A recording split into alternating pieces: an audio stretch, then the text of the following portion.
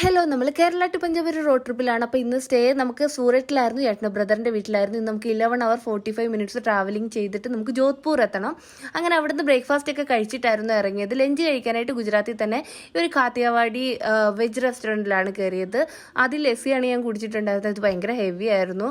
പിന്നെ റൊട്ടി പറഞ്ഞു, പിന്നെ ദഹി ബിണ്ടി, അതായത് തൈരിൻ്റെ ഗ്രേവിയിൽ വെണ്ടയ്ക്ക ഇട്ടത്, പിന്നെ ജീര റൈസ്, കടായി പനീറൊക്കെ ആയിരുന്നു പറഞ്ഞത്. കടായി പനീർ മാത്രമേ ഉണ്ടായിരുന്നു ടേസ്റ്റ്, എല്ലാം ഭയങ്കര ഓയിലി ആയിരുന്നു.